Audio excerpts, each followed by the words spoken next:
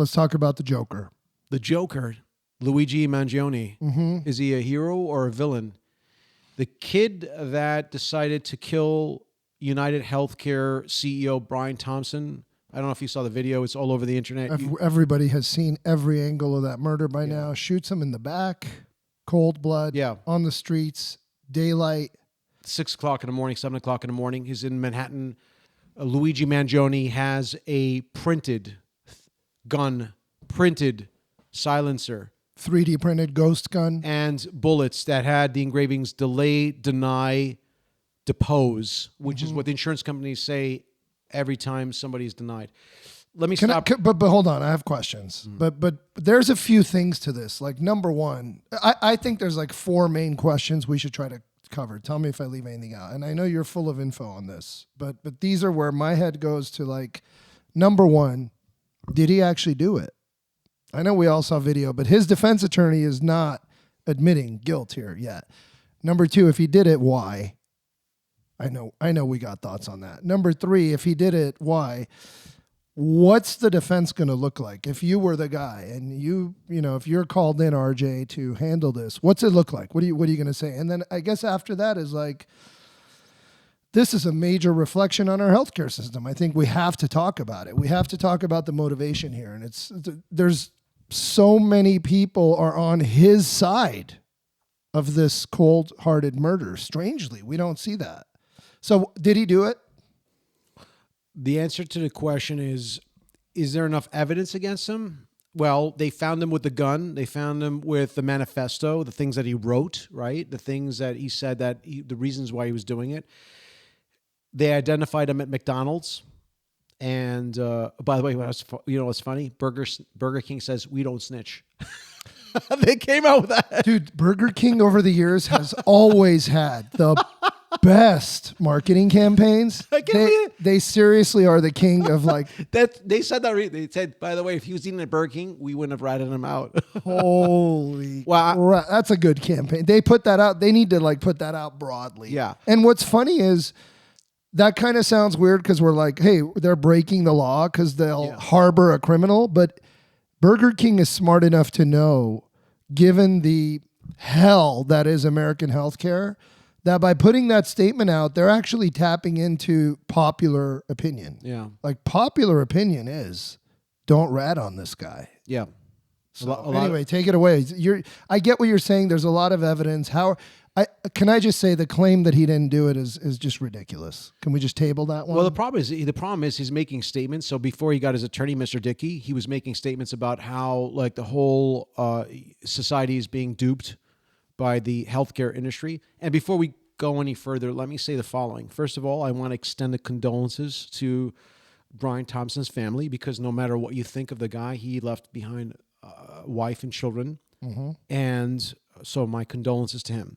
Secondly, as far as Luigi Mangione is concerned, let me tell you right now, I've done a lot of thinking about this, and I don't believe in violence to achieve a common goal. I think what happened with Luigi Mangione is he was just a kid that had some sort of romanticism with Ted Kaczynski, the Unabomber. Mm-hmm. You know, just to give you a little background check, this kid went missing for like 90 days. His family was looking for him. Everybody was looking for him. This guy took off. He went to UPenn, undergrad, grad, Stanford. I mean, this guy had everything going for him. His entire family is from Maryland, okay, Baltimore. They own Baltimore. The Mangiones own farms. They own golf courses. They own real estate. So why would a kid... Also, specifically... Nursing homes. Many healthcare providers. Right. Healthcare providers. Why? So why would this kid go and do that? The kid that is a multi-millionaire, right? Think of it like a Kennedy of Baltimore. Why would he go do this? And he literally just threw his life. He threw his life away in the trash. And he's in his 20s. And he wrote a manifesto. So here's my take on this. My take, and I've been doing this for 25 years, criminal offense. I've interviewed thousands and thousands of clients, what you would call criminals. Mm-hmm. My feeling is, and it's just my opinion, my feeling is that something happened to this kid that made him so radicalized that caused him to believe that this was the only way that things would change.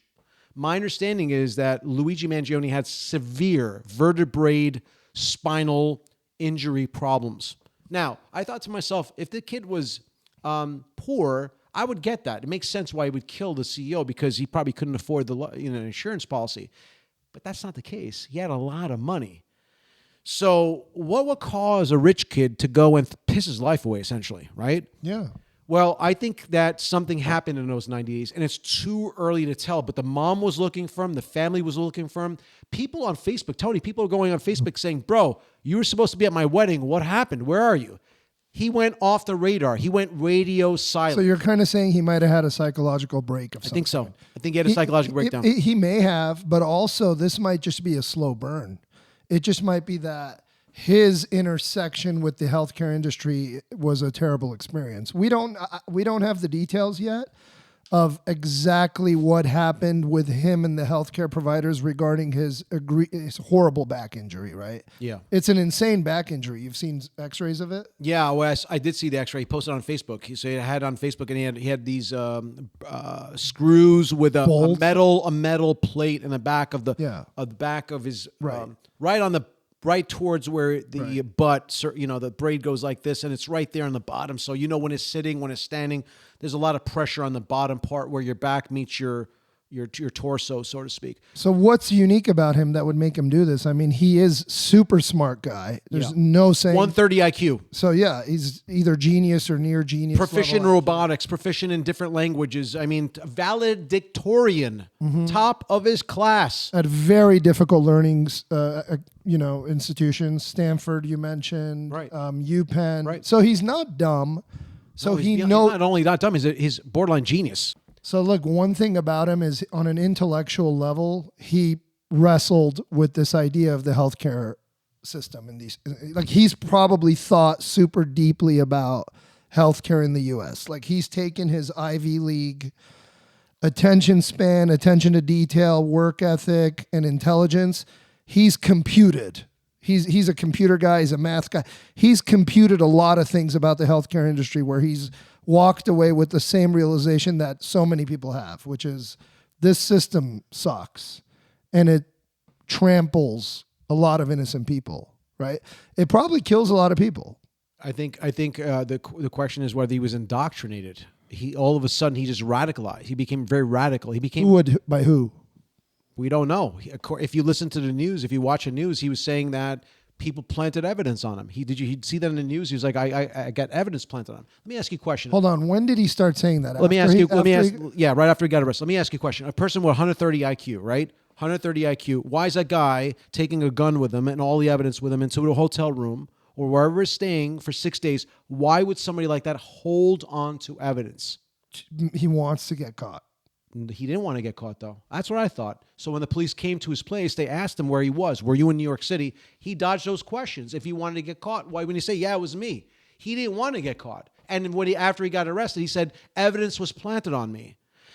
He could just be confused. He could be confused. I think he has either one or two things. And there's a lot of conspiracy theories saying, like, one conspiracy theory was that, crazy conspiracy theory was that he was hired by the insurance company to kill him. Because Brian Thompson, apparently, the whole world had it wrong. He wanted to change and reform the insurance industry, and the reason he was there that day is to tell the insurance industry that we don't need to gouge, we don't need to profiteer, we should lower our interest rates, we'll still make profits. And supposedly, the insurance company hired and convinced Luigi, who was against him, to kill him. It is all sorts of conspiracy theories. Let's weigh the possibility of that. If that was their plan, they just put the brightest spotlight on the inequities of the insurance system that's ever been put on there. So that backfired. So if they really set out to do that, they effed up. But the point is the client's clearly messed up in the head. He's not normal because he's saying people planted evidence on him, right? And he had his manifesto on him. Why would a guy with 130 IQ from Penn State graduate, Stanford, have the manifesto, have the gun on him, have every piece of evidence on him? He was gone 6 days. What's the point of a manifesto? Well, the manifesto, just so you know, it reiterates what you want to do. But I mean, it's very common for murder people. But I'm not asking professionally. In general, common knowledge. Why would someone have a manifesto? Because what? What would motivate him? Because he has a gripe against the industry that is going after him. And he wants that to be given a voice. He wants to inspire people. Right. So he wants people to hear it. And inspire. Just the way Ted Kaczynski. 100% inspire. So he read the Unibar. Did you know the? But hold on. Would he want his manifesto out there anonymously, or does he want his name attached to it? Well, he attached it. He put it over Facebook. That to me tells you everything. He wants it out there. He wants. So why is he now saying that he's being framed? I think it's because his criminal defense attorney is now telling him, maybe, you screwed up. Right. Let me try to unwind the mess you created. Which is, what did you say? You said that over there. Okay.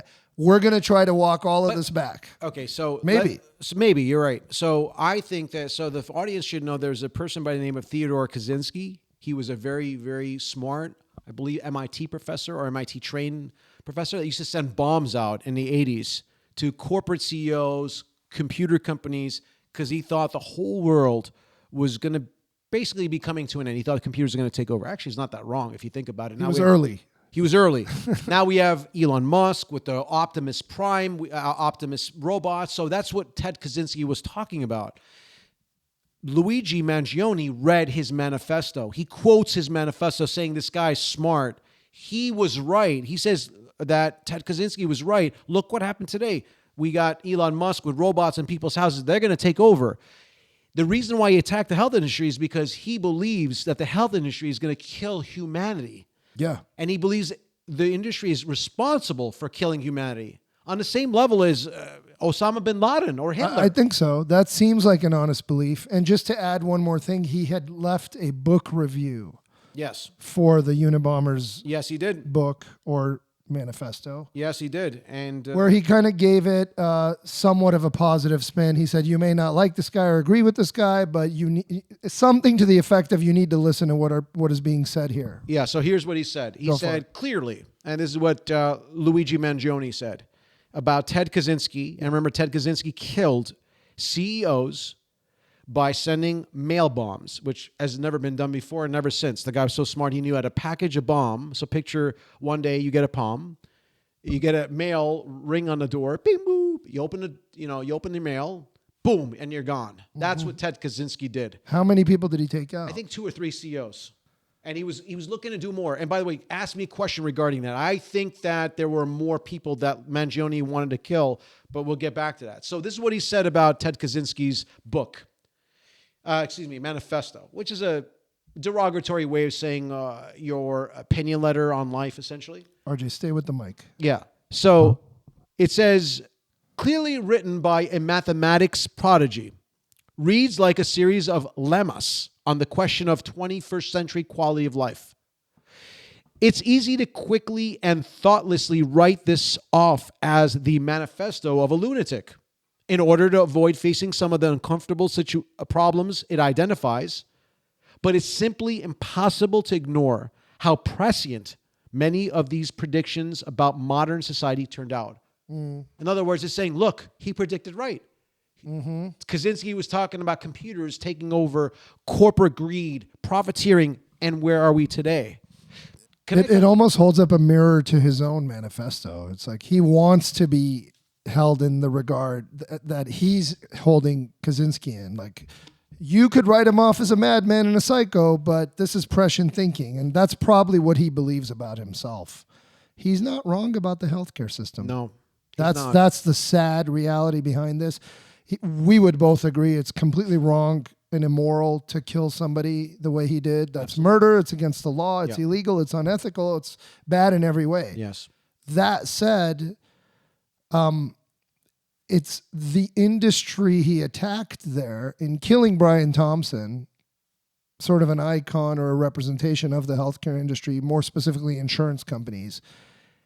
He has popular support in attacking that industry, Well, Luigi Mangione has popular support behind him in attacking the industry. Not maybe in illegally committing murder, but in holding up a light to this industry and uncovering the corruption of the industry. People are with him on that. And that's So I've never told the story before, and I feel a little uncomfortable telling it. So my mom passed away or died from cancer. The same thing happened to me. I experienced what Luigi Mangione went through. My mother had stage 4 cancer, and I was at the hospital in New York at the North Shore Community Center, and I thought she was covered with medical insurance. She was getting chemo, but my doctor told me that she needed a chemo called platinum chemo. And I was like, great, give it to her. Apparently platinum chemo would save her. It's not covered under your insurance. Why would it not be covered under my insurance? My mom is dying. We've been paying. right. She has cancer. Right. Did you put in your insurance company that some chemos are available to my mom and some are not? Right. And they said, the doctor said, I'm sorry, I don't know what to tell you. I'm just letting you know that the insurance company is denying you the chemo. So listen to what the insurance company made me do. The insurance company representative came over and said, we could give you the chemo platinum. Your insurance doesn't cover it, but we could give it to you if you want to sign a loan. So I signed a loan for $90,000. I was 24 years old, no money to my name. My mom is dying. She's barely surviving adenocarcinoma. What would you do if if somebody came and said, we could give your mom the life-saving medication? Of course I'm going to sign it. By the way, I filed bankruptcy years later because I couldn't afford it. But the insurance company forced me to go to get a loan to get special platinum chemo for my mom, and she still died, and I got stuck with $100,000 plus bill after interest, late fees, and all of that, and I wound up filing bankruptcy. Wow. So I got destroyed. They destroyed me. I didn't have credit for many years because I was trying to save my mom. So I know what Luigi Mangione is going through. You absolutely sound like you do. And so many people have gone And I wrote a letter to the hospital. Those bastards. I was like, you let my mom die. You didn't give her chemo. You forced me to sign those documents. The whole system is messed up from ground up. But I wouldn't kill the doctor. I wouldn't kill the insurance company. I would have done it differently. I wrote letters. I got frustrated. Nothing really happened. So I feel the pain of Luigi. I feel Luigi's pain. Mm-hmm. I don't condone what he did, but I feel his pain, and I'm sympathetic. And God forbid if they got me on that jury, I would nullify that verdict. I would not vote guilty. Mm-hmm. I would ignore the law. And that's what some strategists are saying, that jury nullification may be his best bet. Absolutely. Like get in front of a jury. Yep. You're guilty under the letter of the law. There's no way around it. But if there's just a couple little one juror MacGuffins that they can hold on to, a couple little red herrings, a couple little weirdnesses in the facts where the a juror can feel good saying, maybe that evidence was planted, or like maybe that wasn't him in the camera. I'm going to nullify, or I don't know if that's the verb. I'm going to vote not guilty. But just so you know, so people are watching the podcast, it's illegal to nullify. Yeah. It's a verdict. It's illegal to basically disregard the law. Right. But it happens. Right. Where people say, I don't care what the law is. What this guy did, I understand, and I'm going to let him go. Because they could feel bad and say, I'm not going to let this guy piss his life away. But I think that's wrong, because in my opinion, even though I feel for the guy, I do. If I sat down with Luigi, I'd say, Luigi, man, I feel for you. I went through the same thing with my mom. I'm with you. I'd hold his hand. But I tell him violence isn't the solution, because if you keep committing violence, you're sending a message that, well, if there's a problem in the future, just take a gun and blow somebody's head off. Right. And things will be better in the future. That's not the society I want to live in. And also, you caused a lot of pain. I mean, you did kill an innocent man. You killed someone who, Brian Thompson, was working within the guardrails of his job, doing whatever was... And the shareholders demanded it. What was required of him to do. The shareholders demanded it. So I tell you, don't kill Brian. Why don't you kill all the shareholders that are telling Brian to do it? Do your job. Increase profits. Right. Right? And I mean, we're all sort of... Anybody who holds any kind of public equities, anybody who holds ownership in any kind of stock, you should know that the company you hold stock in has a duty to you as a shareholder to return growth, return profits, and then maybe you don't dig into the papers to really realize what goes into the manufacturing of those products. Do people die in the making of those products? Is it Foxconn in China where people are jumping to their death, or were, to make Apple phones, which we all enjoy and is a great stock to hold? But here, Brian Thompson is in debt. You're right. He's following the dictates of the shareholders, of what's required of him as the CEO of a company. he doesn't deserve to be shot and killed, but he is emblematic of a series of incentives from all sides, right? Like in his case, the insurance company. What about the pharmaceutical companies? What are their incentives? What about the hospital? What is their incentive? What about the doctor, the anesthesiologist? How about the medical schools who train the doctors? What are their incentives, right? This is such a broad topic, but like, did he do it? Probably, yeah. Obviously, yeah. Was he right? Of course not. But why did he do it? It seems like everybody understands the rage he was feeling, right? And like you were feeling so tragically when your mom went through that ordeal, which I'm so sorry to hear about, the helplessness, right? Very. Like, you're this grown man, you're smart, you're successful. How do they make you helpless to try to save your mom through these crazy contracts? By denying you? It's what the bullet said: deny, delay, depose. And I didn't like that. And I always thought, and I think the American public is upset, that if you pay the money to the insurance company, that when something bad's happened, they're going to cover you. It's just a blanket policy. We as American society didn't believe that if we pay the insurance company, that only some things are covered and the obvious things aren't covered. That's a ripoff. You're basically paying them for something that you're never going to get back. Like right now, as we sit here, I hate the fact that I have to privately pay for very expensive health insurance for a family of 5 through my own company. Yeah. I argue with my wife all the time. I'm not going to do it, but I'm like, I want to cut this off. I don't want to pay it. Like, I'll just, try to stay out of accidents. Let me just cover you for. Like, I don't want it. It'll cut the cost. I'm the one getting close to 50 years old. I'm the one raising the premium. Let me stay off. She's like, look, it's only for catastrophic issues. Like, we're paying this and this. I've structured it so that God forbid you get that awful disease, that it's for that. But now here you sit telling us that did happen to your mother. And they didn't cover it. But just so you know, I didn't have insurance for many years. I refused to pay for insurance when Obamacare came in. Before Obamacare, I know the feeling. I had emergency healthcare insurance, which was the best. I was a healthy guy, still a healthy guy, right? So why am I going to pay thousands of dollars every month if I'm healthy? Right. So I had a great insurance. It's called emergency. If something happened to me, I had a $5,000 deductible, which I pay out of my pocket, up to $300,000 coverage. Pretty good. So, I pay cash out of my pocket for doctors. But then the problem is that $300,000, RJ. Well, you only go over $300,000 if you got something serious. But in my mind, the only reason we're even doing this, because we're trying to stay relatively healthy. Right. We both take care of ourselves. I try I'm fine. Try to make sure wifey's healthy and the kids are healthy. But if something, God forbid, unforeseen happens on a catastrophic level, right? Cancer. $300K ain't going to cover you. No. So it's not going to cover you. But most people don't get cancer at 40 years old or 45 years old. I was a young kid. I was talking about 10 years ago. True. So if you're young, you're playing the odds. If you're 25, I don't think the government should force you to pay $3,000 or $2,000 for health insurance that you're not going to use.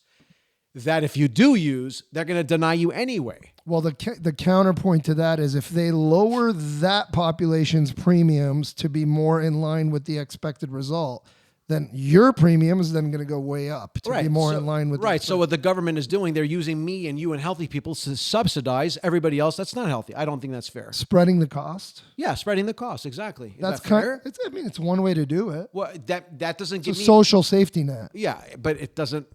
It's not fair for the people that are taking care of themselves, that are watching what they eat, staying healthy. I got to pay thousands of dollars. Maybe there should be a penalty for unhealthy lifestyle. They do try to do that. Well, that'd be funny, right? They penalize you for an unhealthy lifestyle. Do. They come and ask you, "Are you a smoker? Do you use recreational drugs?" They ask. Yeah, it's not. Do you drink alcohol? It's a higher bracket that you fall into. They don't punish you. You pay more. Sure. That's what I mean. Yeah, you pay more. Wait, because you're in a higher risk. Yeah.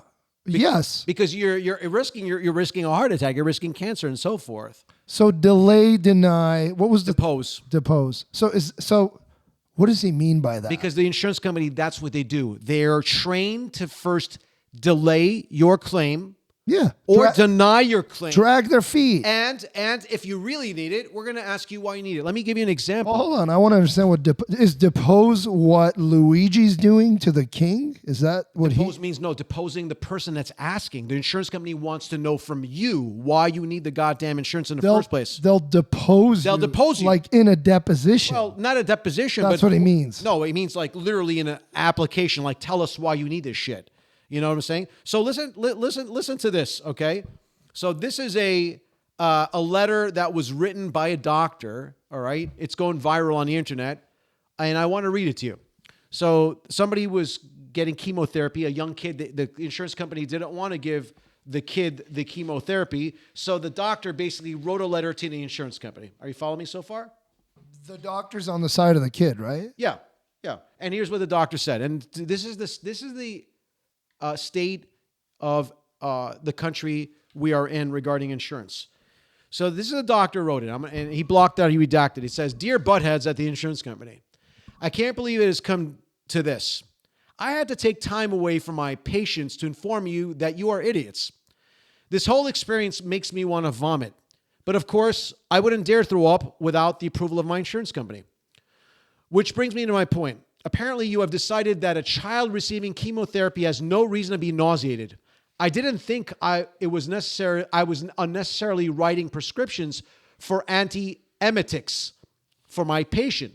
Obviously, you would know better about the side effects of chemotherapy than me, my peers, and the entire scientific community going all the way back to Dr. Sidney Farber. I suppose my alternative to Zofran and scopolamine is to let my client know that the nausea is all in his head. However, I don't imagine you would ever cover any psychology consultation either. So I'll just tell my client to stop throwing up. Thank you for that simple solution. You have saved your greedy, bloody, sucking corporation shareholders a great deal of money, I'm sure. Of course, that would be the bottom line. Feel free to contact me if you further need information about how much you guys suck." And then he puts his name. And that's a real letter. So this little kid that's illuminating. That's puking, that needs anti-nausea medication is being denied. Right. My mother that paid years and years of insurance for cancer, oh, you could get the chemo, but not that chemo. Right. You could get the medication, but not that medication. It's a scam. Well, look, let's dig into it. Can I say something? Yeah. Insurance is America's greatest scam. Let me repeat, and you could quote me. R.J. Manwillian said, America's health insurance company is America's greatest scam. Dude. Period. I'm with you. It sure feels like a scam.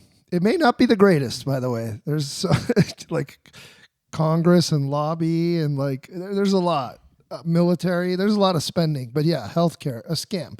But I don't know if it's so much a scam that I don't think anybody sat there and designed the scam on paper and like sort of like thought through it and said, here's how this scam's going to work. It feels like it emerges out of these natural processes like capitalism, free market economy, make as much money as you can, limited liability companies, shareholders, putting that in connection with healthcare providing seems like it's going to lead, what you're going to get is what emerges are these twisted incentives that end up killing people and hurting people. Because you've got the free market engine working to maximize profit, minimize liability, with the smartest brains there to do that. And like everybody, that it's designed or it evolves. I feel like the thing evolves. It evolves into something where you can't even point the finger at the right person. Because here we are. Can we criticize Brian Thompson? Let's try. Oh, we can't. He's really just doing his job as is written in his job description.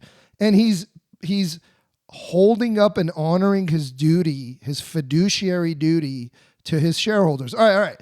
Let's blame the shareholders. Can we do that? Well, you can't really, because they're just people buying sheets of paper on the stock market publicly and being like, your business manager might buy you healthcare stocks. You might not even be aware of it. It's hard to blame the shareholders. They're like, what? We didn't do anything. We're looking for alpha. We're looking for profit. We're out there looking for profit. That's all. It's the free market. So you can't blame them. What about the doctor? What about the pharmaceutical rep? It's like, who do we blame? Because everyone's doing their job. All the incentives are designed so no one's actually in the wrong, even though we can look back and look at the whole thing and say this whole thing is fucked up. So who do we blame? The system. It's got to be reformed. It is the system, but no individual in the system can currently harness the blame. So No, but how do we change Brian it? Thompson was a symbol and an icon of the system that has gone wrong. Yeah, but again, the system is still legal. It's on paper. It's the way it's meant to be. So we need to change But legal doesn't mean right. it. Right. It needs to change. It needs to change. There was a lot of things legal in this country Right. that weren't right, ethically right. I think it's the incentives. The incentives are perverted. I think there should be either government oversight or there should be a breakup of the insurance companies like they did with AT&T or like they do with stocks. They have the Securities Exchange Commission. There should be somebody there to basically poke their fingers and nod them and hit them right here and say, you can't do that. But there's not. The insurance company is one of the greatest lobbying systems in the entire country, probably better than the plaintiff's bar.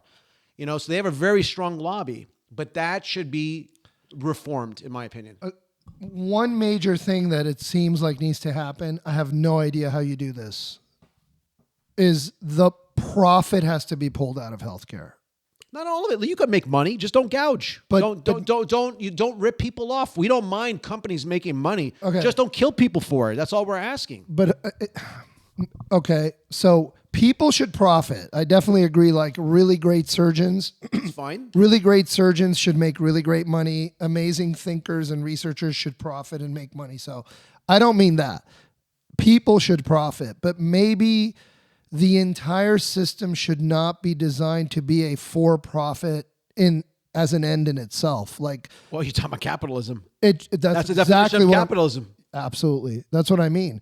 Maybe capitalism doesn't work for healthcare. It works for innovation. It works for technology. It works for to create the most robust wealth generating economy on the planet. It works. I love it. It probably doesn't work for healthcare. It probably doesn't work for healthcare. I'll tell you why. Because healthcare, actually, what is it? Shouldn't even be healthcare. It should be like eliminating disease, right? Or eliminating ailments. Healthcare sounds like long-term subscription stuff, and that's good for profit. Is that what we want? Like, do we want them to go, RJ, we're going to put you on a statin, you're going to get this many a month, and you're going to get it for the rest of your life? Or, because that's profitable for them. Or do we want them to go, oh, I know what's wrong with you, I'm going to fix you, and then you're good. And you can go away. You don't have to come back. Yeah, that's not That's profitable. not profitable. That's not profitable. The longer they keep you at the hospital, the better it is. My dad, who just died 2 months ago, you should see the bill. Every day was $4,000 to $6,000 in the hospital. Right. So, do they have an incentive for you to die? Not really. They want to juice you as much as possible, so that when you die, you have a massive bill to pay. So we agree. So there's no incentive for somebody to die quick and stop being a paying customer. And there's no incentive for somebody to get healthy quick and leave and never come back either. The incentives are all just naturally structured to be, I don't want to say designed, they've emerged to become long-term sick care. More than healthcare, sick care. It's like, let's get them slowly sicker and sicker, subscribe them to more and more products. Not that get them sicker. Let's hope they stay sicker. I don't think they're making them sicker. The way you put it could be argued, but I think they're happy to assist you if you're sicker. I don't think they make. I'm not to that extreme where I think there's a conspiracy to make you sicker, but I definitely think that they're happy you're sicker. So they're happy. So they make more money if you're sicker. They're happy if you're sicker. Yeah. So if they got 2 pills on the table and one of them gets you better quick and out the door and the other one keeps you around, maybe they're more likely to give you the other one. The long-term program. Maybe we'll take the long-term profit. program. It's profit-driven. It's a horrible system and it's not the doctor at fault or the pharma rep or the insurance CEO. The system But I just feel like that's kind of a cop-out, and I want to try to put our finger on how to actually change it. How do you change it? You got to take the profit out on a system level, even if you leave the profit in for individuals who do great work. Yeah. How do you do that? Congressional reform. That's the only way. Congressional reform.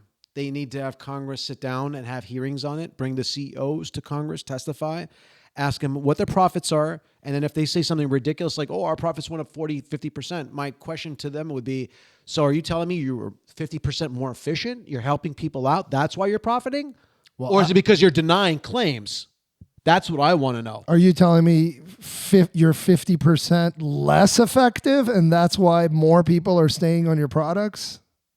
I want to know. Those are the questions I want to ask. It's almost like the incentive is to do less of a good job. Yeah, it's a monopoly for sure. Just like the airplanes are a monopoly, just like the hospitals are a monopoly, just like AT&T was a monopoly. Yeah, but if the airplanes were falling out of the sky at a rate at which people are dying, there would be reform. Yeah, it wouldn't be. I don't think it would just be business as usual. It's like we wake up every morning and we're all like, that's the healthcare system we have. It sucks, but how does it change? It has to be like ground up. Well, this is redesign. This is the tipping point. So when we look back on this 20 years from now, and let's just make believe that we have insurance reform, we'll look back on this data and say, do you remember that kid? What was his name? Oh, yeah, that kid, Luigi. Remember when he killed that person? That's what started this all. That's what started people talking about it. That's what started the reform. Unfortunately, sometimes that's how laws change when something drastic happens or violence occurs. But I don't even think there's a law. It's not as simple as changing a law here, because there's not a law that says healthcare shall be on a system-wide basis for profit and lead to unnecessary death and sickness. It's not I don't even think it's a legal issue. First of all, you need public awareness. First of all, like there's a great book right now. It's called Good Energy. If anyone hasn't read it, read it. It's by Callie Means.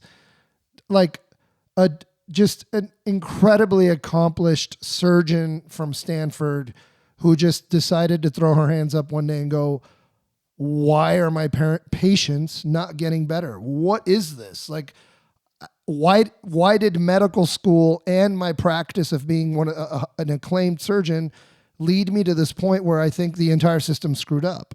Like, why do we have, this is her words, read the book, why do we have a system that's not about healthcare? It's about making and keeping people sick and keeping them in the revolving door for profit. It's not a legal issue. Maybe first of all, people need to realize this and go, oh my God, they kind of have me. How do I get out of this trap? Well, in my opinion, I have to respectfully disagree. I think it is a legal issue. When you have a contract between you and the insurance company and you breach that contract, I think it's bad faith. I think the lawyers should stand up and sue the insurance companies, like the ones that denied my mother. The ones. Do you think they breached the contract? Absolutely. I think it's fraud. Or did they put fine print in the contract? F the fine print. That's fraud. Because if you're paying thousands of dollars, you and I know most people are not reading the fine print on that thing. Okay, so then we have to change contract law, or we have It's not even contract law. It's just common sense, ethics. Okay, you can't slam a 20-page document on a regular United States citizen and expect them to read everything. That's not going to happen. I agree. It's an ethical issue. It's you can't bury stuff in the fine print and go, aha, I got you. That's not how the system should work. Well, if it is that ingrained in the fine print, that means every person signing a simple health insurance agreement or signing onto a health insurance contract needs a lawyer. Did you ever read your health agreement? No, I've never read my agreement. Never. No. Not one time. No. I have 20, 30 pages. You know what I do? I go initial, sign. I assume the insurance company is going to pay my health insurance when I'm dying. I agree. And I assume it's boilerplate language where it's almost pointless to read because Tony is not going to get them on the phone and push back on a paragraph and get it struck is my assumption. That's not going to happen. Yeah. So I'm like, why am I reading this? Am I going to go back and negotiate? You have no choice. Yeah. It's a monopoly. If I'm negotiating, I'll read it. There's no negotiation. You sign or you don't get the insurance company. So this is the problem. It's a forced contract. It's like, okay, you want to take care of me, but I got to sign to your terms and conditions.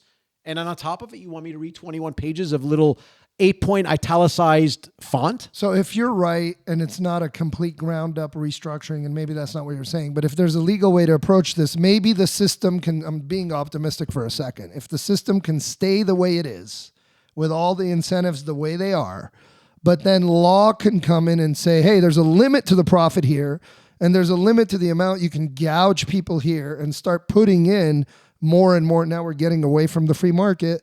Put in guardrail and guardrail after guardrail, the same ones that keep the planes in the sky, hopefully, while we're flying.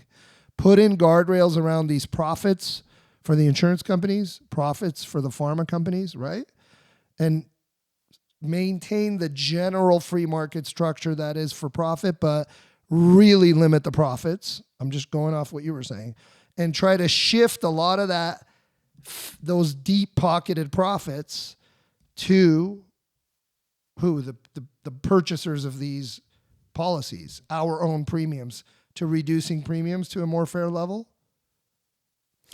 I think it's going to be ultimately up to plaintiff attorneys to sue insurance companies for bad faith and get treble, T-R-E-B-L-E, damages. You could actually get triple the damages for your insurance company performing bad faith.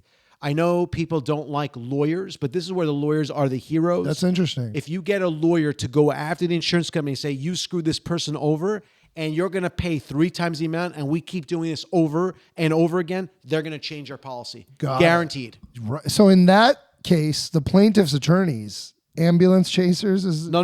Not ambulance chasers. Those are PI attorneys. those are Personal injury attorneys. personal injury attorneys. I'm talking about breach of contract, bad faith insurance attorneys. Got it. So those plaintiffs' attorneys, breach of contract, Yes. bad faith Yes. plaintiffs' attorneys, Yes. they're taking a case on pro bono. I mean, not pro bono, but on contingency. on contingency. They're not even taking a fee, but they're like, let me see, what did the insurance company make That's you right. sign? That's right. And then what happened to your mom? Right. Okay, I'm taking this case on. I'm going to sue the pants Right. off of that company and get treble damages. Right. So in that case, the lawyers are kind of like the gunslinging sheriff trying to come back in and like save the town. Well, lawyers are. Yeah. Lawyers Yeah. are, and I'm not floating my own boat, but that's who we are. Lawyers are the backbone, the stop sign of injustice. Right. If you have a problem, and that's why I'm going back to the Brian Thompson murder.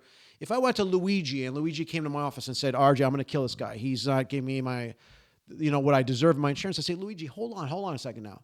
You kill him. I get what you're saying. I feel you. I want to kill him too because they didn't pay my mom for my insurance. But isn't the better thing to do? Let me sue their ass. Let's make some money.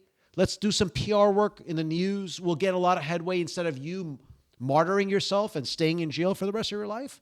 Mm-hmm. Don't you think that's the better way to go about doing it? Yeah, and there was no connection that we know of between Brian Thompson specifically and Luigi. None that I know of. Yeah, it wasn't really like he did this to my case, or even, was it even UnitedHealth? Or It was. He had UnitedHealthcare, and my understanding is that he had vertebrae pain, and I think my understanding is he's being denied some sort of insurance benefit for his pain. And totally believable. But the guy is super rich. He comes from a wealthy family. Come on. If the guy was poor, he was in pain, I'd be more sympathetic. I'd say, okay, I get it. Mm-hmm. Your parents are loaded, dude. You could ask your mom and dad for insurance money. You don't have to cap this guy. Bust a cap in the guy's brain. Mm-hmm. That's the part I don't get. Why do you, Luigi Mangione, have to sacrifice yourself? Yeah, he most likely threw his life away. But let's pivot for a sec to that. We talked about likelihood he did it. We talked about the why. It's a deep empathetic discussion about why. Yep. Let's talk about what does he do now? You're his defense attorney. I mean, he just picked up a defense attorney. Yep. He was talking a lot before. He stopped talking. Right. Is that because the attorney just told him shut Oh, up? yeah. I told him to shut that up. Shut up. Yeah. He said, you want me representing you? You're going to have to shut your mouth. And now, what's his defense? Mental. 100% mental. I would get psychiatrists to examine him, see if there's a decomposition in his brain, see if he has any kind of problems in his brain, whether he had an emotional breakdown, something what they call mitigating information, so that I could go to the prosecutor and say, look, assuming they could prove the connection with the gun, the bullets, okay, assuming that, I would say, look, my client did kill him. Obviously, you got the evidence, but here's why he killed him. He has a mental health breakdown. Here's the psychiatric report. The guy's a valedictorian. Why else would this guy pee his life away? Something's obviously got to be wrong with him. And that makes sense. The prosecutor say, you're right. The guy's a good-looking young guy. He went to UPenn. Why else would he do it? He must have mental health problems. Do you remember who else tried that defense? The Unabomber. Yes, but he was a little older, and the problem is he killed more than one person. He killed a few people at the time. And I think he tried to do it himself. He did send the mail package. I mean, represent himself. I'm not sure about that. If I'm not mistaken, I don't recall. Yeah, That would have surprised me if that happens. I think he tried to DIY his defense as well. I'm not sure. That's not a good move. Well, smart people think they're smarter than everybody else. That's right. So why go to law school? I don't need a lawyer. I think if anybody out there ever finds yourself thinking, I'm pretty bright. I got really good grades. I was captain of my debate team.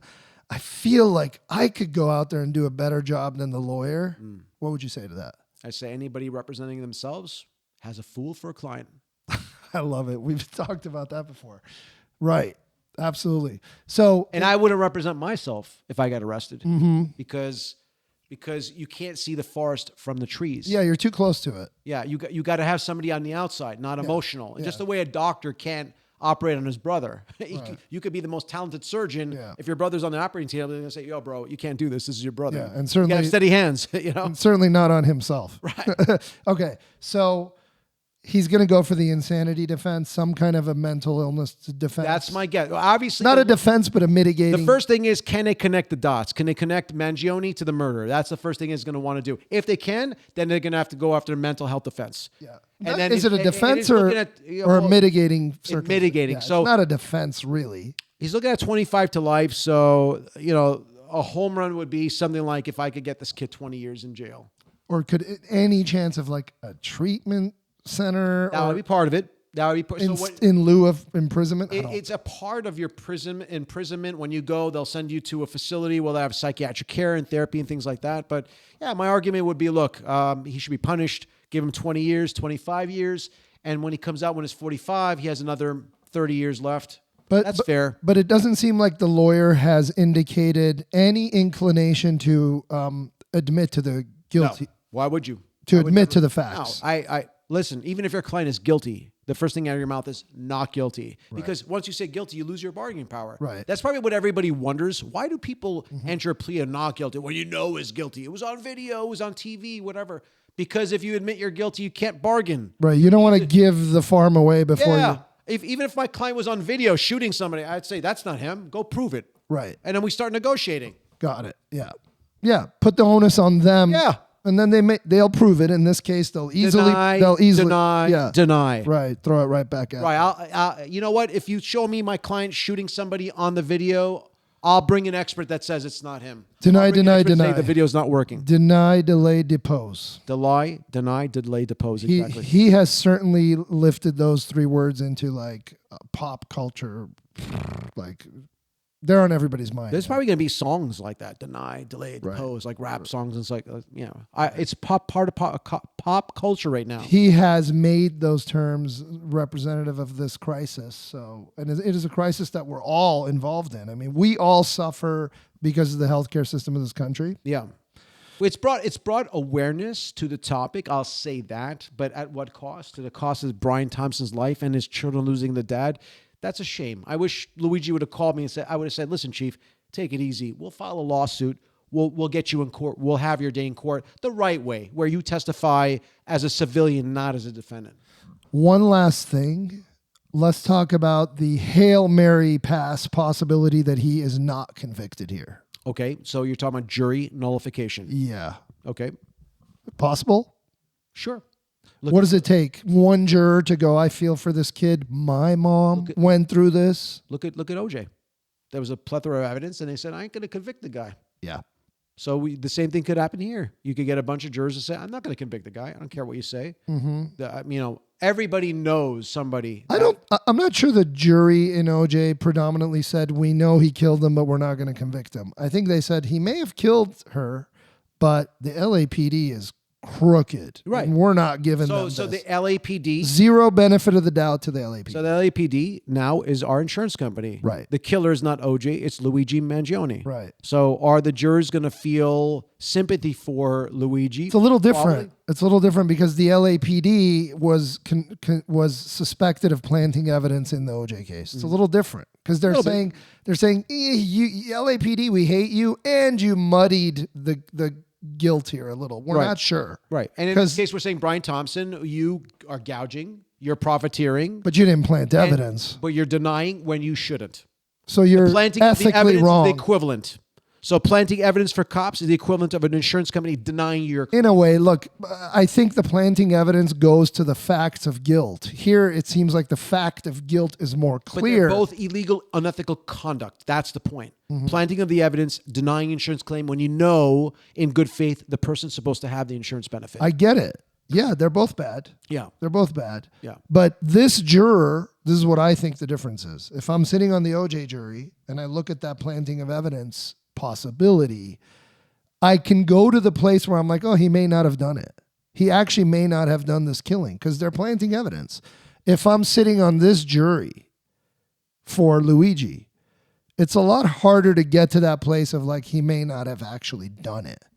Well, maybe the lawyer's going to use his statements and say they planted evidence on him. He's the fall guy. He said it when he got arrested. He's yelling to the public, the evidence got planted. So in a way, Luigi planted the seeds of doubt. So the lawyer could use that. Did he do that with the lawyer's advice? No.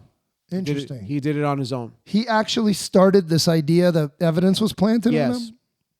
on him? Okay. But after the fact, like before he wasn't saying that, when he first got arrested. I don't know what point, but he said it at some point. He said at one point that it was planted, that he didn't have as much evidence as they're claiming that he said. Okay. So I guess he's making an argument that they sweetened the evidence a little bit. They tossed in a little something. Got it. You know what I'm having a very hard time to believe?